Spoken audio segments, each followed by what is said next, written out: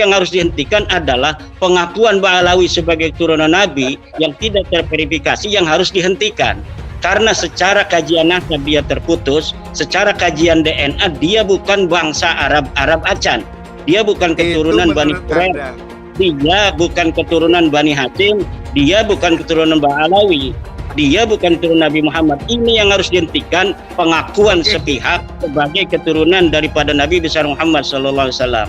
Dan ini saya kira sudah waktunya PBNU atau MUI untuk mengeluarkan sebuah maklumat bahwa memang Ba'alawi ini bukanlah keturunan baginda Nabi besar Muhammad SAW. Siapapun yang mengaku keturunan Nabi wajib diverifikasi. Dan siapapun yang mengaku keturunan Nabi dan terbukti bukan keturunan Nabi wajib kita batalkan. Terus adakah pidananya terhadap pengakuan Ba'alawi tersebut? Dan kalau ada, sudahkah kita laporkan? Akan ada musyawarah alim ulama tingkat nasional yang mengusulkan bahwasanya siapapun yang mengaku sebagai anak keturunan Nabi dan tidak terbukti termasuk dalam penodaan agama. Setelah ada munas alim ulama dan sudah ada keputusan bersama, maka dengan bekal hasil keputusan itu kita bisa melakukan pemidanaan.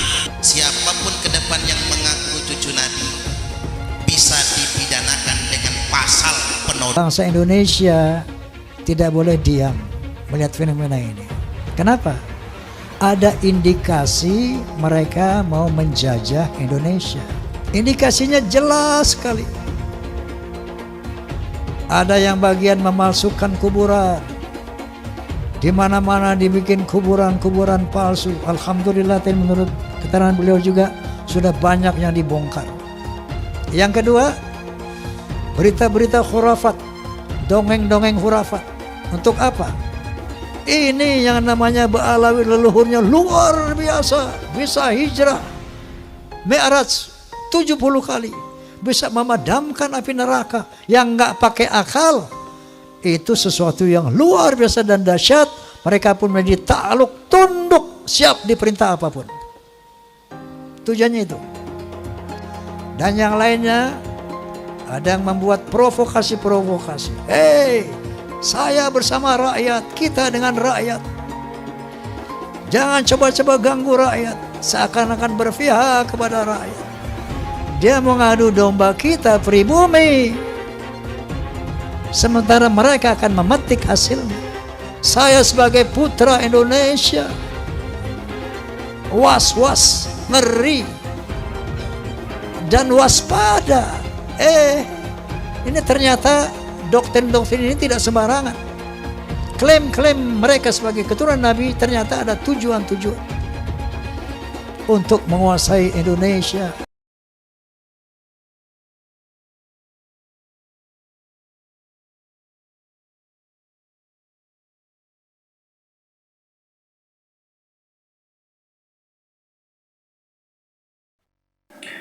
Assalamualaikum warahmatullahi wabarakatuh. Bismillahirrahmanirrahim. Allahumma sholli ala Sayyidina Muhammad wa ala ali Sayyidina Muhammad. Sahabat konsep kehidupan channel dimana saja berada, berjumpa kembali. Mudah-mudahan sehat walafiat dan selalu mendapat perlindungan Allah Subhanahu wa ta'ala. Amin ya rabbal alamin. Sahabat dimana saja berada, pada kesempatan ini marilah kita simak tentang polemik nasab, suara-suara yang sudah mulai keluar dari para masyarakat, dari para alim, dan daripada tokoh-tokoh yang mengkhawatirkan akan sikap, reaksi, dan gerakan-gerakan para Ba'alawi. Jadi memang para Ba'alawi ini kita tahu mereka datang ke Indonesia ini bukan dengan tujuan yang baik. Mereka datang ke Indonesia ini dibawa oleh penjajahan Belanda yang tujuannya untuk melawan para kaum muslimin di Indonesia. Karena Belanda tahu bahwa pergerakan muslim pada saat itu sangat kuat dan mereka ngeri dan khawatir. Untuk itu mereka punya strategi, yaitu membawa atau menerjunkan para Ba'alawi dengan doktrin bahwa mereka adalah keturunan Rasulullah. Sebab Muslim di Indonesia pasti akan atau tidak berani melawan kepada keturunan Rasulullah. Itu yang pertama. Yang kedua, apapun alasannya bahwa para Ba'alawi di Indonesia ini memang untuk dan sebagai penjajah, untuk menghancurkan Muslim, untuk memeras Muslim, dan untuk mengeruk harta dan kekayaan Indonesia. Apapun alasannya, tujuannya itu. Kemudian, siapapun dan bagaimanapun caranya, mereka itu tetap imigran, pendatang, pengungsi. Jadi harus kita pindahkan atau kita singkirkan. Bila perlu harus dideportasi. Maka kita minta mudah-mudahan Allah memberikan satu hidayah kepada pemerintah agar segera mendeportasi para Ba'alawi yang kelakuannya sudah ugal-ugalan di luar dari ketentuan kehidupan dan norma hidup di Indonesia. Ini adalah norma yang sangat bertentangan dengan peradaban Islam di Indonesia. Ini yang Ba'alawi atau para Ba'alawi lakukan saat ini. Mereka ugal-ugalan, mereka berdakwah dengan nada yang keras, menantang, kemudian mencaci maki, menghina dan sebagainya. Itulah tausiah atau ceramah-ceramah yang dikeluarkan para Ba'alawi yang tak berpikiran dan berkemanusiaan. Apapun alasannya, mereka adalah penjajah. Dan kita tahu bahwa penjajahan di atas bumi ini harus dibersihkan, ditumpas sampai ke akar-akarnya. Tidak ada alasan lain. Prabowo atau Presiden Prabowo telah mengatakan dalam pidato pertamanya bahwa penjajah adalah musuh bagi Indonesia. Maka kita minta buktikan kepada pemerintahan Prabowo agar bisa membuktikan pidatonya atau ucapannya dalam pidato pertama atau setelah dilantik. Baik sahabat, terima kasih atas kebersamaannya. Baik, kita ikuti sekarang bagaimana visi dan misi daripada Rizik Syihab ya, yang datang ke Indonesia ini betul-betul untuk menjajah ya. Dijelaskan di sini oleh Munarman ya. Kemudian terselubung di belakang adalah hasil diskusi mereka di Madinah ya. Jadi ini kami sampaikan sebagai bahan untuk pertimbangan apakah benar bahwa Rizik Syihab dan para Ba'alawi lainnya memang betul-betul sebagai penjajah, dan inilah momen visi dan misi mereka. Ayo kita simak agar kita tidak gagal paham. Selamat menyimak, semoga bermanfaat. Kebetulan juga saya banyak mempelajari soal-soal Zionisme. Jadi kalau saya fungsinya memberikan data dan informasi saja. Artinya kan misalnya ada dokumen-dokumen bagaimana misalnya ini ya. Kan saya dari LBH itu sudah mulai mengambil dokumen-dokumen ini karena kita ini haus akan strategi ya. Jadi kita mengambil dokumen-dokumen misalnya yang diproduksi oleh RAND Corporation ya. Misalnya judulnya itu Civil Democratic Islam. Kemudian ada bukan Rans Entertainment, bukan ya? Bukan Rans Entertainment ya. Kalau RAND Corporation kan, ya. RAND Corp ya. Ya, RAND Corporation ya. Ini kan satu lembaga yang lembaga konsultan lah katakanlah. Think tanknya US government dia. Jadi banyak sekali kebijakan-kebijakan pemerintah Amerika Serikat itu berdasarkan konsultasi dari dibuatkan dokumen arah kebijakan itu oleh RAND Corporation ini. Oke. Nah, jadi saya misalnya ambil contoh dokumen tentang RAND Corporation itu Civil Democratic Islam, kemudian Building Moderate Muslim, ya. Dokumen-dokumen itu kan terbitnya 2003, 2007 ya. Oh, setelah ya? Setelah peristiwa itu sih. Enggak, maksudnya itu dokumen lama atau dokumen baru? Dokumennya terbitnya 2003, ada yang 2003, ada yang 2007, ada yang 2008, dia kan terbit terus tuh. Dan itu kajian tahun itu juga? Kajian tahun itu juga. Okay. Jadi dia bukan dokumen yang revealed setelah 30 tahun, bukan? Oh, bukan. Oke.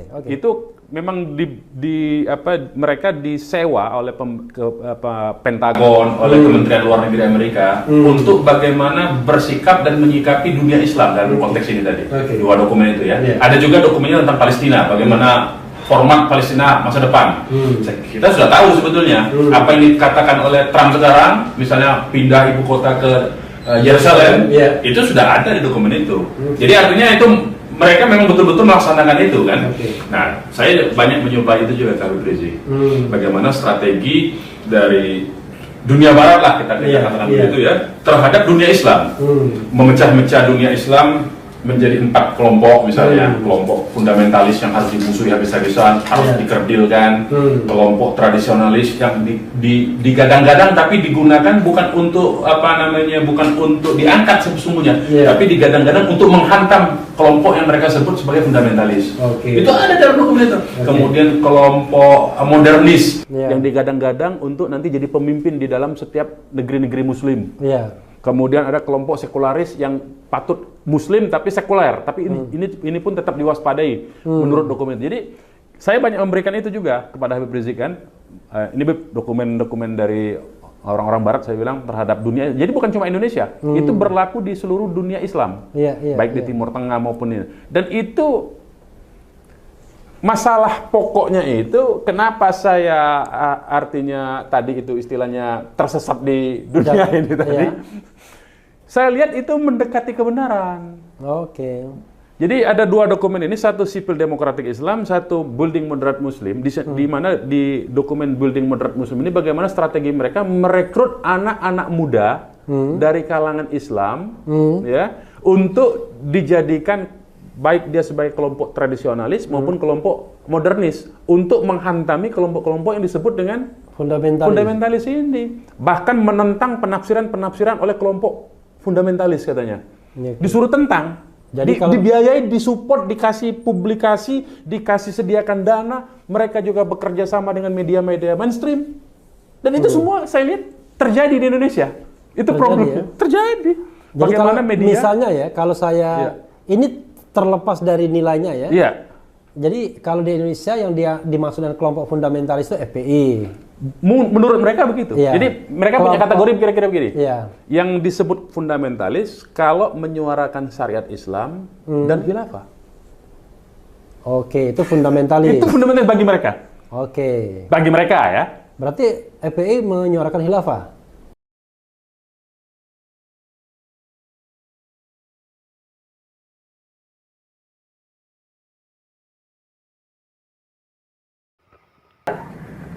Yang kedua, jangan pernah berikan ruang kepada kelompok fundamentalis di media-media resmi mainstream tingkat nasional. Yang ketiga, yaitu jangan pernah memberitakan segala kebaikan sebesar apapun yang dilakukan oleh kelompok fundamentalis. Yang berikutnya, setiap kesalahan sekecil apapun yang dilakukan oleh kelompok fundamentalis harus diviralkan, harus disebarluaskan, dan harus diulang-ulang. Nah, supaya itu melekat di hati masyarakat bahwa mereka adalah orang-orang yang tidak layak untuk diberikan tempat di kita punya negeri atau di negeri Islam. Nah, kemudian nggak sampai di situ, kelompok fundamentalis yang manapun jangan pernah sebut mereka dengan rentetan gelar-gelar akademik mereka. Nggak boleh. Apakah itu gelar-gelar kehormatan di tengah masyarakat atau gelar akademik, profesor, doktor, dan lain sebagainya. Jangan. Cukup sebut namanya aja untuk mengopinikan di masyarakat bahwa kelompok fundamentalis itu kuper, bodoh, tidak berpendidikan, tidak punya gelar, nggak ngerti dunia akademik, dan seterusnya. Jadi cukup sebut nama mereka, tidak perlu diberikan embel-embel yang lainnya. Nah kemudian nggak sampai di situ. Jadi masih banyak lagi yang mereka lakukan. Apa yang kita alami saat ini di kita punya negeri. Nah, bagaimana para habaib, para ulama kita, bagaimana tokoh-tokoh kita di Majelis Ulama Indonesia, yaitu mereka kerdilkan, mereka kecilkan, mereka recehkan, mereka hina-hina, bahkan mereka mencoba mencari kesalahan-kesalahan, bahkan kalau nggak ada kesalahan, kan buatlah fitnah-fitnah yang bisa diterima oleh masyarakat tentang mereka. Dan ini akan mereka lakukan terus. Jadi artinya bagaimana cara menghabisi kelompok fundamentalis? Satu, kerdilkan mereka. Dua, jauhkan mereka dari masyarakat. Kemudian ketiga, yaitu bidik daripada para tokohnya. Kalau bisa dirangkul, dirangkul. Kalau nggak bisa dirangkul, dipukul. Bisa dipeluk, dipeluk. Nggak bisa dipeluk, digebuk. Nah, jadi ini yang mereka lakukan. Nah baik, sekarang yang kedua. Lalu bagaimana dengan kelompok modernis? Kelompok modernis bagi mereka yaitu statusnya aman. Bagi mereka statusnya aman. Nah, aman, statusnya aman, sehingga perlu diberikan ruang. Diberikan ruang publik, diberikan ruang media, diberikan ruang dalam sistem pemerintahan, perlu didengar suaranya. Dan kalau ada dari mereka yaitu punya kesalahan, tutup itu kesalahan, jangan diviralkan. Kalau mereka melakukan kebaikan, sekecil apapun kebaikan, maka itu harus diviralkan dan harus disebarluaskan. Dan penyebutan nama mereka harus lengkap dengan segala macam rentetan gelarnya, gelar kehormatannya, dan seterusnya, dan seterusnya. Jadi posisi mereka dianggap aman. Nah kemudian yang ketiga, kelompok liberalis. Kelompok ini mereka berikan status sangat aman. Nah kenapa diberikan status sangat aman? Karena kelompok ini bukan hanya sekedar dianggap kawan, tapi sudah dianggap sebagai antek. Beda kawan dengan antek. Kalau modernis itu masih kawan barat, tapi kalau sudah liberalis itu antek barat. Nah, jadi mereka sudah tidak ada nilai kritis sama sekali. Nah, tapi justru kelompok ini yang mereka besarkan. Kelompok ini harus dibesarkan di seluruh negeri-negeri Islam. Jadi bagaimana caranya kelompok ini bisa berkembang? Berikan ruang, berikan finansial, berikan tempat, berikan kesempatan di media, di TV, di radio, di surat kabar, dan lain sebagainya. Kemudian pendapat-pendapat mereka viralkan, seolah-olah itu merupakan pendapat daripada masyarakat Islam internasional dan seterusnya. Dan libatkan mereka, undang mereka kalau ada konferensi-konferensi internasional di mana saja, untuk lebih memantapkan posisi mereka di tengah masyarakat. Dan kalau mereka punya kejelekan, sejelek apapun, sebesar apapun, yaitu supaya disembunyikan. Jadi jangan kaget kalau tokoh-tokoh liberal di Indonesia ada di antara mereka yang menghamili sekretarisnya, yang memperkosa pegawainya, tidak pernah muncul di media. Jadi semua harus ditutup, tidak boleh. Tapi kalau mereka melakukan kebaikan sekecil apapun, maka kebaikan itu harus terus, yaitu dieksplorasi, untuk kemudian diviralkan, disebarluaskan ke mana-mana. Nah ini maka itu disebut ini kelompok status sangat aman. Yang terakhir, yang tradisionalis, kelompok ini masih diberikan status waspada. Loh kenapa dikatakan waspada? Sebab kelompok ini walaupun mereka bukan fundamentalis, tapi memiliki 3 ciri yang sama dengan fundamentalis. Sehingga kelompok ini harus diwaspadai.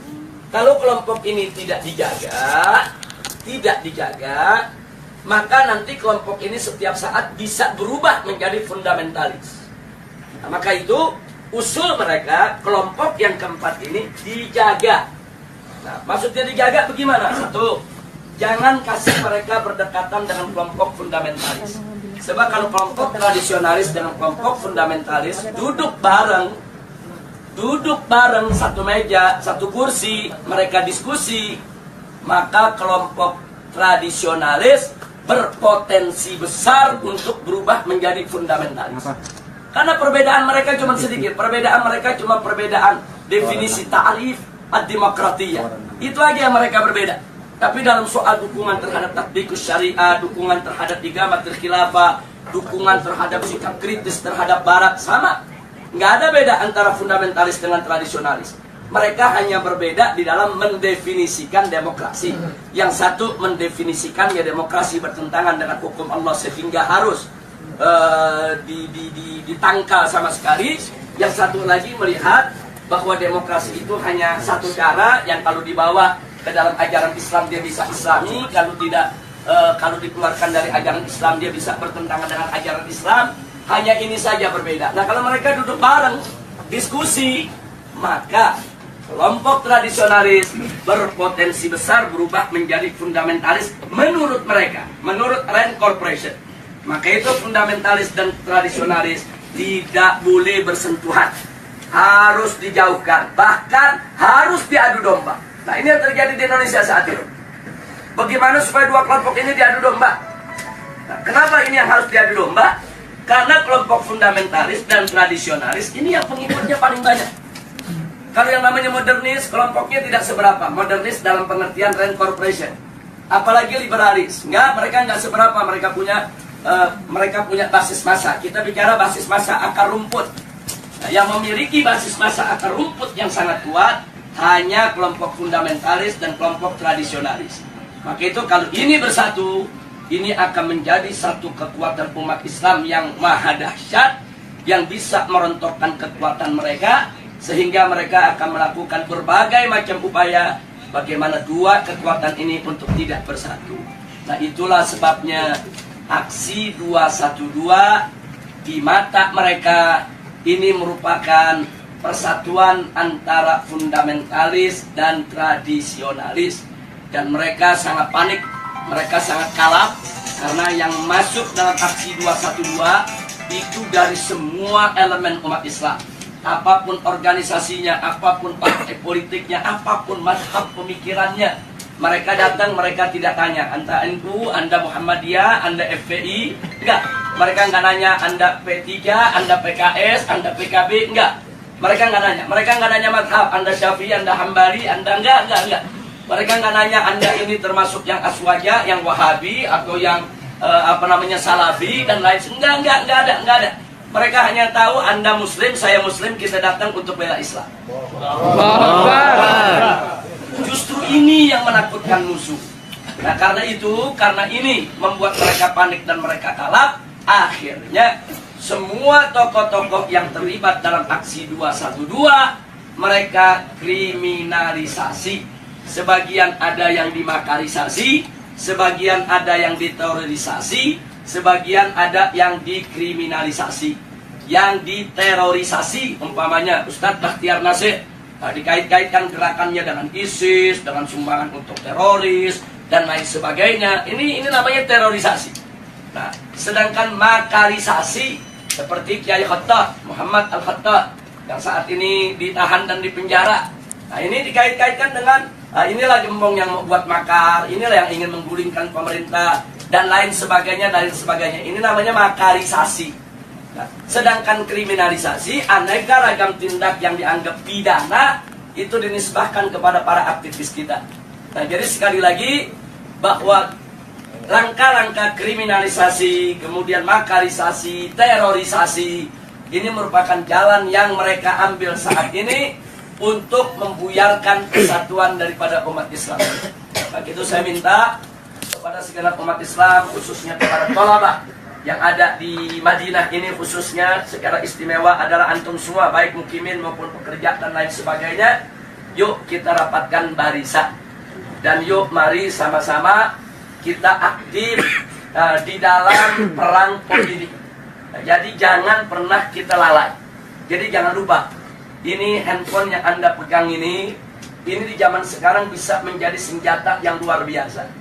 3-4 tahun yang lalu itu manakala gerakan kita digembosi oleh televisi mainstream yang ada di Indonesia, kita nggak berkutik. Digembosi koran, digembosi majalah, digembosi televisi, kita tidak berkutik. Kenapa? Karena saat itu media televisi adalah media yang paling kuat, adidaya, paling berkuasa untuk membentuk opini. Nah, sementara yang memiliki televisi itu hanya konglomerat. Nah, mereka yang punya uang banyak, karena operasional untuk sebuah televisi itu bisa ratusan miliar. Nah, jadi kita nggak berkutik. Jadi semua opini di kita punya negeri itu dibentuk oleh para konglomerat yang pemilik daripada televisi tersebut. Tapi alhamdulillah 3 tahun terakhir ini ada perubahan, terobosan teknologi yang luar biasa. Munculnya WA, Instagram, kemudian medsos yang lainnya. Ini membuat bahwa penguasaan opini tidak lagi didominasi oleh konglomerat.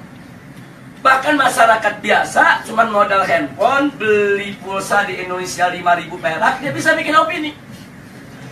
Modal 5.000 perak, foto sana, foto sini, rekam sana, rekam sini. Mereka viralkan dari grup ke grup. Bahkan kadang-kadang banyak orang mendapatkan berita lebih dulu dari WA ketimbang dari TV. Lebih dulu dari WA ketimbang dari radio. Lebih dulu dari WA ketimbang dari majalah dan koran. Nah, ini luar biasa. Artinya apa? Dalam kondisi yang seperti ini, alhamdulillah umat Islam ini pandai menggunakan kesempatan. Jadi kita lihat secara tidak direncanakan, tidak ada rapatnya, tidak ada musyawarahnya, tidak ada pendaftarannya, tahu-tahu muncul Laskar Cyber Muslim.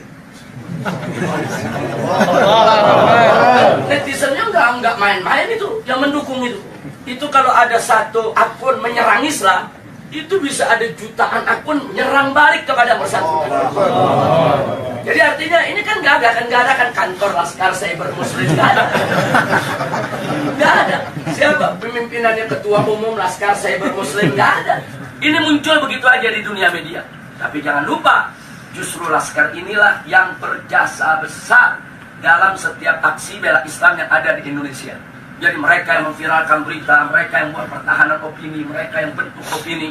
Kalau ada opini-opini buruk terhadap para ulama, para kiai, mereka yang memendung, mereka yang hantam balik, dan seterusnya dan seterusnya. Dan kekuatan mereka dahsyat. Itu kalau dihitung daripada frekuensi yang ada di dalam medsos, itu kekuatan netizen yang ada di Laskar Cyber Muslim ini lebih dari 2 juta orang. Jadi nggak main-main, mereka bisa bentuk opini. Nah, ini yang mesti kita jaga, ini yang mesti kita satukan. Nah, makanya di negeri kita, Indonesia, sekarang begitu mereka kalang kabut melihat serangan medsos, mulailah ada undang-undang untuk membatasi medsos, bikin aturan-aturan supaya medsos nggak sembarangan. Iya, karena mereka kalah. Kalau mereka menang, mereka nggak bikin aturan. Sama dengan kemarin di Jakarta, pada saat ada pilkada, begitu mereka kalah spanduk, KPU bikin aturan, di putaran kedua tidak boleh ada spanduk, karena udah kalah spanduk. Loh, kenapa bisa kalah? Karena di masyarakat Jakarta, secara sendiri-sendiri, bukan dibayar oleh calon gubernur, mereka bikin spanduk di mana-mana. Jadi spanduk calon yang seberang sana kalah banyak, akhirnya bikin aturan nggak boleh ada spanduk. Nah, jadi seperti itulah cara mereka. Pokoknya mana yang kira-kira merugikan mereka, mereka bikin aturan nggak ada. Jadi mereka berani berbuat curang secara terang-terangan. Jadi kalau pilpres sebelumnya ada serangan fajar, kemarin ini saya sebut bukan serangan fajar, tapi serangan barbar. Loh, kenapa saya sebut serangan barbar? Mereka nggak tanggung-tanggung, nyerangnya pagi, siang, sore, malam, terang-terangan. Di Jakarta ada hujan sembako, banjir duit, luar biasa. Nah, jadi memang itu peristiwa luar biasa, tapi alhamdulillah Rabbuna yansurul muslimin. Amin. Wahidul muslimin fi Indonesia, walhamdulillah ala barakatillahi subhanahu wa ta'ala. Allah masih memberikan kemenangan kepada kita sampai saat ini. Sebelum saya akhiri, mungkin nanti ada yang ingin menambahkan atau ada ingin bertanya atau minta penjelasan. Maka di sini yang ingin saya ingatkan adalah bahwa persatuan ini penting. Allah Subhanahu wa ta'ala qala wa'tasimu bihablillahi jami'a wa la tafarraqu. Jadi al-i'tisam bihablillah ini luar biasa. Ini daruri.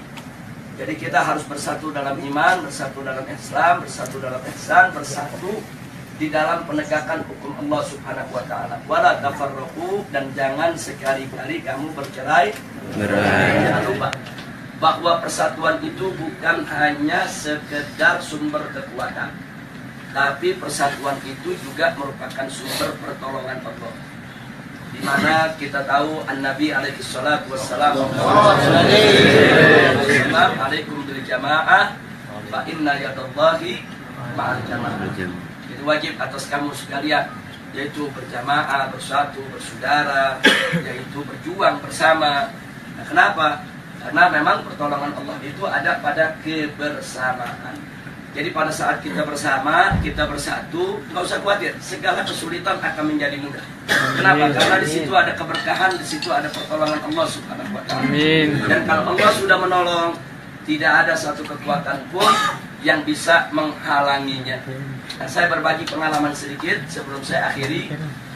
Pada aksi bela Islam yang pertama, kita tidak ada gangguan. Tidak ada gangguan dari aparat, tidak ada gangguan dari pemerintah, karena itu merupakan aksi bela Islam pertama yang mereka nggak sangka jumlah yang akan datang. Jadi begitu itu digelar dengan mudah, tanpa halangan, tanpa gangguan, yang hadir antara 300 sampai 400-an ribu, mendatangi Reskrim Mabes Polri, tapi justru setelah itu pemerintah jadi waspada. Begitu kita umumkan aksi bela Islam 2, mulailah gangguan-gangguan datang. Jadi mereka hadang, mereka halangi, mereka gembosi, menjelang daripada aksi 4.11. Tapi ternyata penggembosan itu gagal. Jadi walaupun mereka gembosi, tapi pada akhirnya aksi 4.11 itu dihadiri tidak kurang hampir 4 juta orang, 3,5 juta ya. Nah, jadi perhitungan itu dihitung dengan per meter daripada lokasi, 1 meter itu berapa orang, bisa ditempati oleh manusia, kemudian panjang itu berapa, lebar berapa, tempat-tempat lokasi yang diisi berapa. Jadi perhitungannya sangat matematis. Matematis. Nah, kemudian setelah 4.11 digelar, ternyata memang umat yang datang begitu banyak, pemerintah lebih berhati-hati. Begitu diumumkan 212, mereka mulai secara terang-terangan melarang. Waktu 4.11 masih nggak terang-terangan, masih himbauan-himbauan. Tapi begitu 212, jelas-jelas mereka melakukan larangan, bahkan teror dan intimidasi. Jadi pesantren-pesantren didatangi, kiai-kiai didatangi, dibujuk, dirayu supaya tidak turun dengan berbagai macam iming-iming. Dan kalau yang nggak mau, tetap mau turun juga, mereka teror, mereka intimidasi, mereka takut-takuti dan lain sebagainya. Bahkan perusahaan bis di mana-mana, khususnya Jakarta, Sumatera, itu diteror, diancam akan dicabut. Mereka punya lisensi, mereka punya izin trayek, karena mereka berani mengangkut umat Islam ke Jakarta. Jadi sudah digembosi habis-habisan. Secara logika 212 gagal. Jadi besok aksi 212 malam ini saya dan kawan-kawan masih berkumpul dengan Ustaz Bakhtiar Nasir, Ustaz Zaitun Rasmin, kemudian juga dengan kawan-kawan dari MUI, kawan-kawan dari FUI, dan seterusnya. Kita saat itu melihat tekanan-tekanan yang begitu hebat. Secara logika besok ini separuh dari 4.11 saja udah hebat. Separuh dari 4.11 aja udah hebat. Jangankan separuh, bisa 1 Monas saja udah cukup. Jadi memang betul-betul kondisinya, tekanannya luar biasa. Nah, pertanyaannya kenapa pemerintah melakukan tekanan yang lebih luar biasa pada saat itu? Karena mereka gagal di 4.11. Jadi mereka nggak mau gagal lagi di 212. Tapi subhanallah, makin ditekan, makin dihadang, makin dilarang, semangat umat Islam dari mana-mana semakin menggebu-gebu. Dan akhirnya yang paling fenomenal adalah bagaimana 10.000 santri dari Ciamis berjalan kaki ke Jakarta. Allahu Akbar. Dan itu bukan tidak punya pengaruh, itu takdir pengaruh yang ada di tengah masyarakat besar. Gara-gara Ciamis jalan dengan jarak 300 km lebih, itu mendorong tempat-tempat lain gak peduli. Oh, nggak ada bis, nggak ada kendaraan, ya kita jalan kaki rame-rame. Ini di luar dugaan. Dan besoknya yang hadir itu hampir 8 juta orang, 7 juta orang lebih. Nah, jadi ini adalah pertolongan Allah. Tidak ada satu orang pun, satu manusia pun, satu tokoh apapun, sehebat apapun dia, yang mampu mengumpulkan manusia sebanyak itu dengan tujuan yang sama, kecuali dengan pertolongan Allah. Semata-mata Allah punya pertolongan. Nah, akhirnya digelarlah 212, semua itu adalah pertolongan Allah Subhanahu wa Ta'ala. Nah, kita sudah sampaikan kepada pemerintah pasca 212, mestinya energi 212 itu jangan dianggap oleh pemerintah sebagai ancaman. Jangan. Mestinya dengan energi 212 itu pemerintah lebih merangkul